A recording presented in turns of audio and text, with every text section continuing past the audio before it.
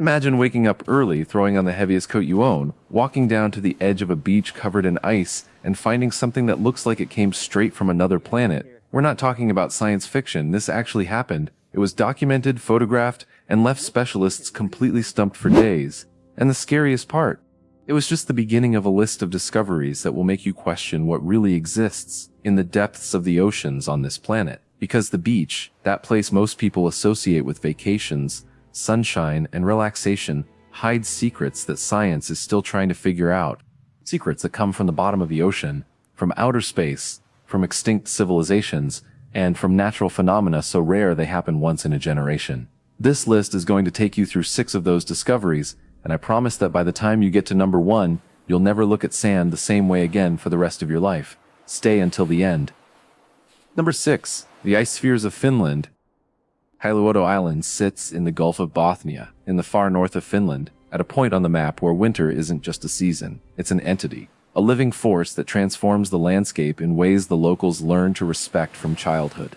Hailuoto has just over 2,000 inhabitants. It's connected to the mainland by a road that's partially submerged during certain times of year, and it has a way of life that the Finns call saisiu, that unique combination of resilience, perseverance, and quiet acceptance of a hostile environment.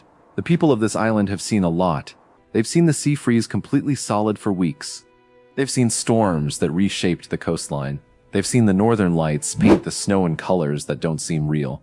But on that particular October morning, they saw something that had no precedent in any collective memory, in any elder's account, in any historical record the island had ever produced. The beach, normally empty and silent during the winter months, was completely covered by thousands of perfectly round ice spheres. Not irregular chunks of broken ice, not chaotic fragments thrown around by the waves. They were nearly geometric balls, polished, with surfaces so uniform, they looked like they'd been manufactured by some industrial precision machine. They ranged in size from a small orange to an American football. They were spread across miles and miles of frozen sand, densely packed in some spots, more scattered in others, as if someone had dumped the contents of a massive warehouse full of marbles onto the coastline, and left everything exactly where it fell. Photographer Risto Mattila was one of the first to document the phenomenon, and his images went viral faster than even he expected. Within hours, what had been an ordinary work morning on a remote Finnish island had turned into a global story. Journalists were calling from Germany, the United States, Japan. Scientists started forming hypotheses. And the general public, who had never heard of Hailuoto in their lives, was absolutely mesmerized by those photographs of a white beach covered in ice spheres that looked too perfect to be natural. The scientific explanation, when it finally arrived in a structured way, turned out to be almost as fascinating as the mystery itself. The phenomenon goes by the technical name of ice boulders, and it occurs under a very specific and highly unlikely combination of conditions. First, the temperature needs to be hovering right around the freezing point, not so far below that everything freezes solid at once and not above it either. Second, small initial ice fragments need to be floating in the shallow coastal waters, serving as the nucleus around which the future spheres will form.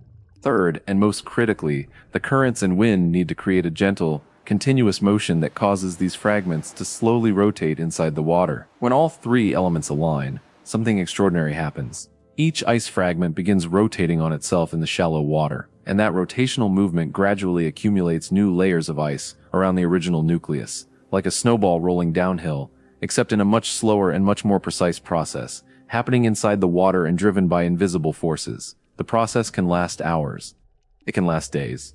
And as the sphere grows, it becomes heavier, which affects its rotation speed, and the way it continues accumulating ice, creating that smooth, almost mathematically perfect surface that baffled everyone who saw the photos. What made that specific event even more extraordinary beyond its sheer scale was the uniformity. Ice boulder phenomena had been documented in other parts of the world before, along the American shoreline of Lake Michigan, on isolated beaches in Russia, on certain stretches of the Canadian coast. But never with that simultaneous quantity, never with that level of consistency in size and shape, and never captured in photographs good enough to reach that many people at once. Hailuoto, through some combination of geographic and climatic luck that scientists are still trying to reproduce in computational models, had created the perfect conditions for the largest ice boulder event ever recorded in human history. And then, with the same speed and silence with which they appeared, the spheres began to melt. The temperature rose a few degrees, the currents shifted slightly, and the spectacle faded over the course of a few days until the beach returned to exactly what it had always been, an empty, quiet stretch of frozen sand at the edge of a gray gulf. As if it had never happened at all, as if nature had installed and dismantled a temporary art installation without asking anyone's permission. But if you thought ice spheres on a Finnish beach were enough to leave anyone speechless, wait until you see what the warmer oceans of this planet are capable of spitting onto their shores. Because the next item on this list involves a creature that seems to have escaped directly from some extinct geological era and keeps showing up on beaches around the world without specialists being able to reach any real consensus about what's going on. Number 5, the Montauk Monster, and the creatures the ocean gives back. In July of 2008, Jenna Hewitt was spending an ordinary day on the beach at Montauk, on the eastern tip of Long Island in New York, when something at the waterline caught her eye. It was a shapeless mass, pinkish and strange-looking, deposited by the tide onto the wet sand. She got closer, and when she understood what she was looking at, she instinctively stepped back. It was a dead creature of considerable size, with a prominent beak-like protrusion that resembled a bird's but was clearly wrong and out of proportion for any known species. 4 legs with visible claws, a thick muscular tail, and skin completely devoid of fur or feathers, smooth, pinkish, with a texture that seemed simultaneously organic and artificial. Nobody present that day could identify the animal. Someone took a photograph. That photograph was submitted to a local entertainment website called Gawker, and in less than 48 hours, the image had circulated around the entire world and been seen by tens of millions of people.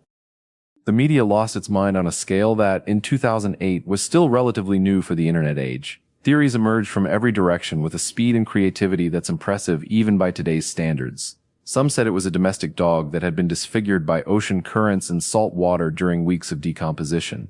Others claimed it was a turtle without its shell, which is biologically impossible because a turtle's shell is not a separate external casing like a crab's. It's a bony structure fully integrated into the animal's skeleton. Removing a turtle's shell would be the equivalent of removing a human being's rib cage. Plain and simple, but the theory that most captured the public imagination, and that persists to this day on forums and conspiracy channels, involved the Plum Island Animal Disease Center. This is a real government facility, a biological research station operated by the United States Department of Agriculture, located on a small island just a few miles from Montauk Beach. What goes on inside Plum Island is by definition a matter of national security, and the public information about its research is deliberately limited. Over the decades, the facility has been linked to theories about biological agent experiments, genetic modification of animals, and classified military projects. When the Montauk Monster turned up so close to its premises, speculation was inevitable. The government never officially commented. The creature's body disappeared a few days after it was found, and a definitive official identification was never published. What makes the Montauk Monster case even more unsettling is that it was far from an isolated incident. Equally unrecognizable or frankly unclassifiable creatures have washed up on beaches on every inhabited continent. In 2012, a massive carcass was found on a beach in Indonesia, measuring nearly 50 feet in length, with morphological characteristics that didn't match any known cataloged species. In 2013, something with tentacles and strange proportions appeared on the Spanish coast and kept all of Europe talking for days. In 2016, a creature covered in white fur and of a completely alien appearance washed up on a beach in the Philippines, with an estimated length of over 20 feet, and the smell was so intense that locals had to wear masks just to get close. The explanation most widely accepted by the scientific community for the majority of these cases is what marine biologists call a globster, a mass of organic tissue in an advanced state of decomposition that has lost its original shape to the point of becoming unrecognizable. A whale shark in advanced decomposition, for example, first loses its skin, then its internal organs, and what remains is a cartilaginous structure that can easily be mistaken for a creature never before catalogued. Salt water, marine bacteria, and the physical pressures of the ocean can deform carcasses of known animals in ways so extreme and so consistent that they fool even experienced specialists. But that explanation, as reasonable and scientifically solid as it is, doesn't resolve every case. There are records of creatures found on beaches that underwent DNA analysis and still produced inconclusive results, or results that directly contradicted every known cataloged species. And the ocean, which covers over 70% of the planet's surface, and whose abyssal depths remain less explored than the surface of the moon, certainly still harbors species that science simply doesn't know about. Every year, hundreds of new marine species are formally cataloged.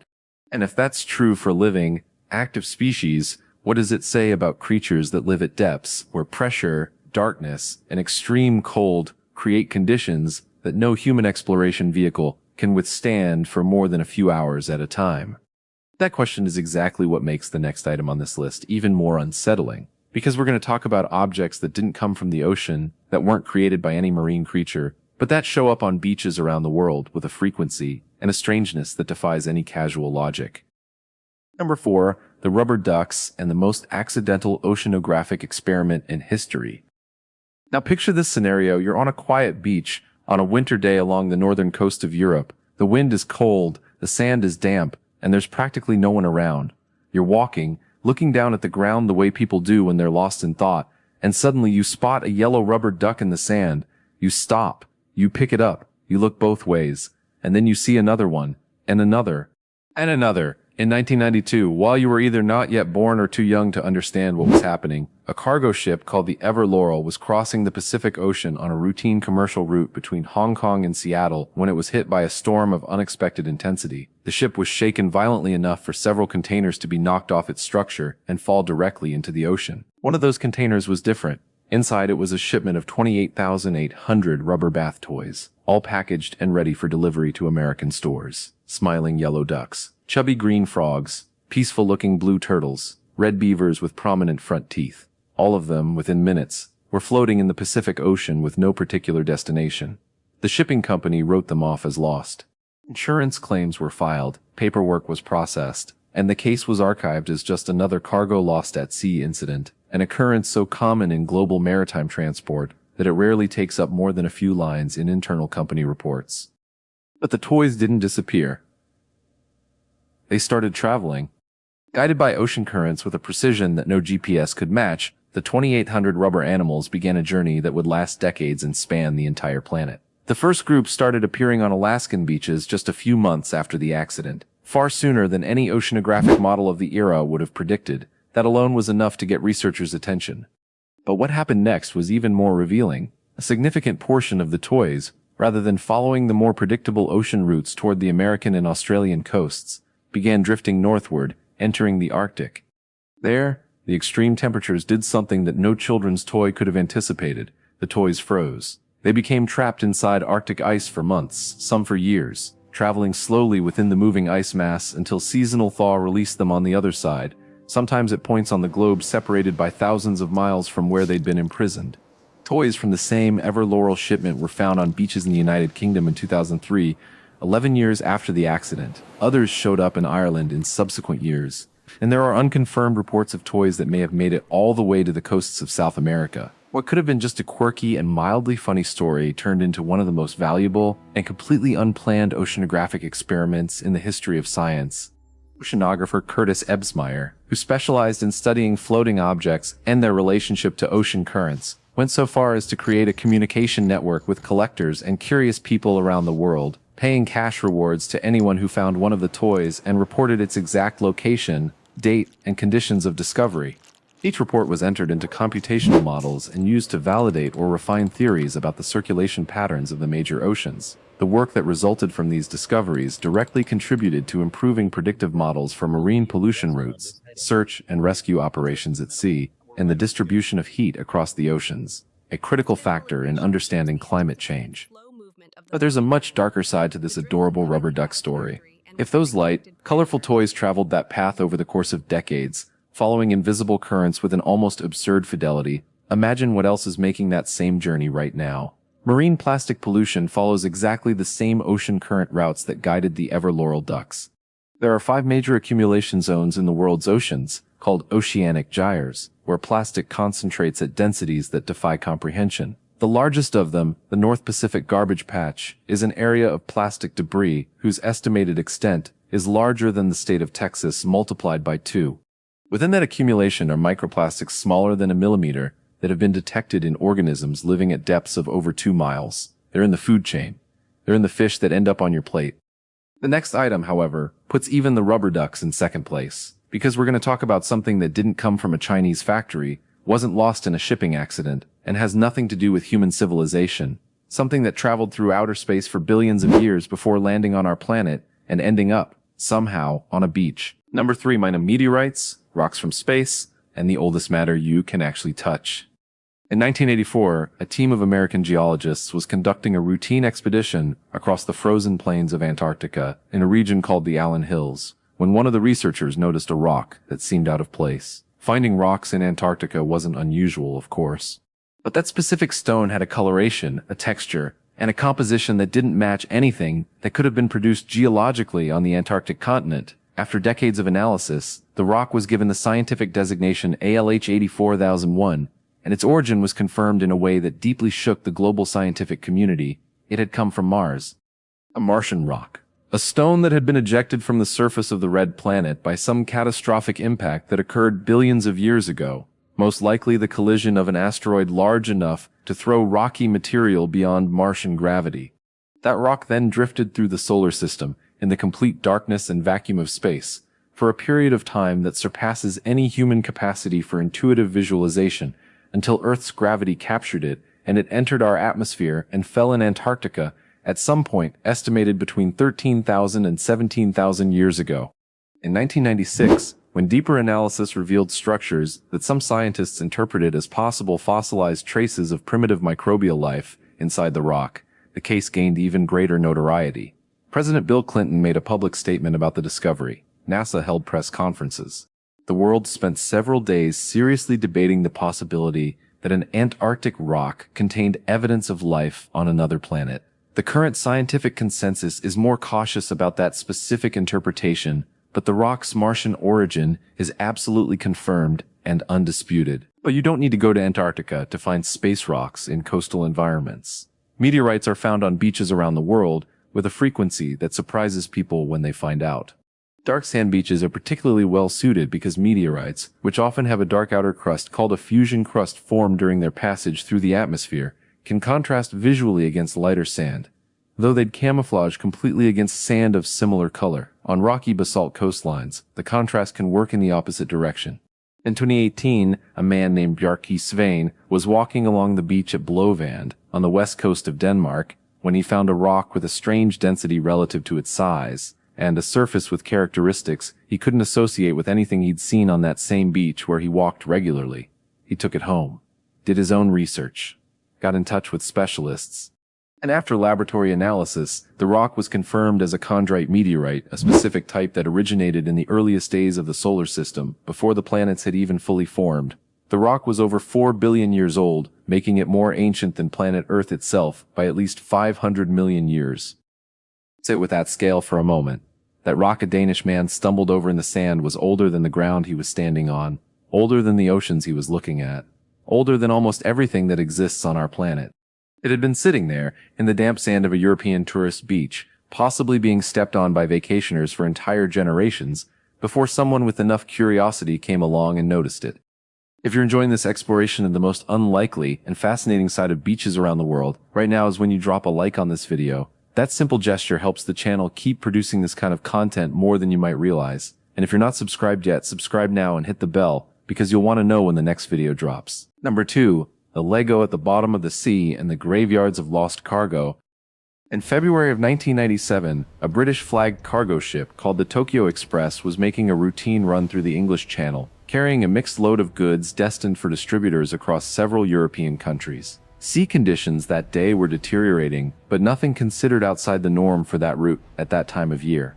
And then a wave arrived. A single, isolated wave, far larger than anything the ship's instruments had suggested could exist under those conditions. Crew members described the impact as something that tilted the ship at an angle that seemed impossible for a vessel of that size without it capsizing completely. The ship survived, but 62 containers did not. They were swept into the Atlantic Ocean by that single impact. One of those containers was carrying something that nobody, not the ship's captain, not the company's executives, not the insurers involved, could have predicted would become a cultural and scientific phenomenon for decades to come. Inside that specific container were nearly 5 million individual Lego pieces, packaged in sealed plastic boxes, destined for toy stores across the United Kingdom, pirate-themed kits, ocean floor adventure sets, sea-themed playsets, plastic octopuses, colorful little fish, miniature ship propellers, scuba divers with their gear sculpted in rigid plastic, all of it thrown into the North Atlantic and never recovered by the company that was transporting it. But the ocean didn't swallow them, it stored them. Since 1997, pieces from that specific shipment have continued appearing regularly on the beaches of Cornwall, on the southwestern coast of England, with a consistency that borders on the surreal. People walking their dogs on early mornings come home with Lego octopuses in their pockets. Tourists who came to enjoy the English coast on vacation find bright plastic propellers in the wet sand. In 2024, more than 27 years after the accident, a piece confirmed to be from the Tokyo Express shipment was found on a Cornish beach. 27 years. There is an organized and active group created specifically to document these discoveries that has logged thousands of pieces over the decades and uses each new find to refine our understanding of North Atlantic current patterns. The Tokyo Express Lego case is extraordinary across multiple simultaneous dimensions. By the poetic dimension, first, because there is something genuinely unsettling and beautiful at the same time about the idea of colorful plastic octopuses traveling through the ocean for nearly 3 decades, resisting decomposition, withstanding the pressures and temperatures and currents, eventually being returned to the sand of the same coast they were originally being shipped toward, just via an incomparably longer route. By the scientific dimension, second, because the discoveries created a longitudinal dataset on North Atlantic current patterns that simply didn't exist before with that level of geographic and temporal detail, and by the darker dimension, third, because it raises in a concrete, tangible way the question of what else is down there. It's estimated that between 10,000 and 15,000 cargo containers are lost at sea every single year, worldwide. Most of them sink. Some continue floating below the surface, invisible to radar, for months or even years before they finally give in and descend. And inside those containers is everything you can imagine global commerce transporting: industrial chemicals, heavy metals, plastics of all kinds, electronic equipment, pesticides, packaged fuels, construction materials. When these containers finally give way and their contents integrate into the seafloor ecosystem, the effects on the marine fauna and flora of that area can last for decades. And the beach eventually receives back some fraction of that content, piece by piece, for years. The ocean stores, and then, on its own logic and in its own time, it gives back. But now we've arrived at number 1, and this one is different from everything we've seen so far, because we're not talking about natural phenomena, we're not talking about industrial accidents, we're not talking about objects carelessly lost by human beings. We're talking about something that was deliberately created by a civilization that existed centuries or millennia before any history we usually tell about ourselves, found on beaches, on the seafloor, and on the edges of coastlines that carry secrets we still don't know how to ask the right questions to answer. Number 1, the stone spheres of Costa Rica and the objects that defy time. In the early 20th century, the United Fruit Company, one of the most powerful and controversial corporations in American history, was in full expansion along the southern coast of Costa Rica. Workers hired to clear paths through the dense tropical forest, fell trees, level terrain, and prepare the soil for the vast banana plantations the company wanted to establish in the region began finding something that stopped them completely in their tracks, something that made no sense whatsoever in the middle of that jungle: stone spheres. Enormous, heavy, polished with a perfection that seemed impossible for any technology anyone present had ever seen or imagined. The first ones were found deep in the forest interior, miles from the coast, but as the clearing operation advanced toward the shoreline, more spheres kept appearing. Some of them were partially buried in beach sand. Others were submerged in shallow water, visible only when the tide dropped low enough, as if an ancient path of spheres had once connected the forest interior to the ocean's edge, and the ocean had swallowed the final section of that path. The spheres, which archaeologists came to collectively call Las Bolas, vary dramatically in size. The smallest are a few inches in diameter, similar to a billiard ball. The largest are over 6 feet in diameter and weigh more than 15 metric tons. All of them are made of granodiorite, an extremely hard, fine-grained igneous rock that doesn't exist as a natural outcrop anywhere near the locations where most of the spheres were found, which means the raw rock was extracted from somewhere distant, transported to the manufacturing site, and then worked with tools and techniques that archaeologists, to this day, cannot identify with any satisfying precision. The civilization responsible for creating the spheres is called the Diquis culture, a pre-Columbian society that inhabited the southern region of Costa Rica between approximately 700 and 1500 AD. In 2014, the Dequis spheres were added to the UNESCO World Heritage List, a recognition that came accompanied by an extensive report that also formalized the depth of what we still don't know about them. Because the fundamental questions, the ones any visitor intuitively asks when standing before one of these spheres for the first time, remain open with an uncomfortable intensity. How? How did a civilization without metal instruments, without mechanical lathes, without any known precision measurement technology, manage to create objects with this level of geometric perfection? Experimental archaeology experiments, where researchers attempt to replicate the techniques that might have been used, percussion with harder rocks, abrasion with sand and water, progressive polishing with organic materials, can produce reasonable results on small spheres. But they never convincingly explain how that process could be scaled up to objects weighing 2 tons, 5 tons, 15 tons. True spherical geometry demands uniformity in all directions simultaneously. A single error of judgment at any point in the process ruins the entire object, and there is no evidence of unfinished or defective spheres in numbers sufficient to suggest the kind of trial and error process that would be expected from a technology still in development. Why? What was the function of these spheres within Dequis society? The most widely accepted archaeological hypotheses suggest they were markers of status and political power, positioned at the entrances of the dwellings of great chiefs, or near the ceremonial centers of villages. Some positioning analyses suggest that clusters of spheres formed configurations that may have had astronomical significance, aligned with the sunrise or sunset, on specific dates of the solar calendar, but none of these theories can satisfactorily explain why so much effort, so much logistics, so much risk, and so much time would be invested in objects that, in the end, just sat on the ground. And why in the ocean? That's the question that most disturbs researchers. Some of the spheres have been found submerged in coastal waters, at distances ranging from a few yards to tens of yards from the current shoreline, in positions and depths that don't correspond to any known historical coastline from the past 1,000 years. Sea levels have fluctuated over the centuries, and it's possible that some spheres now underwater were on dry land when they were created and placed. But that explanation doesn't resolve every case. Some spheres appear to have been deliberately positioned in locations that were already aquatic or too close to the tidal limit for any practical use related to land-based habitation or ceremonies. The ocean may have changed, or the spheres may have been placed where they are for reasons we simply can no longer access or decipher. The fate that many of these spheres suffered throughout the 20th century adds a layer of cultural tragedy to the whole story. When United Fruit Company workers began finding them in large numbers, the company had no idea how to handle the situation.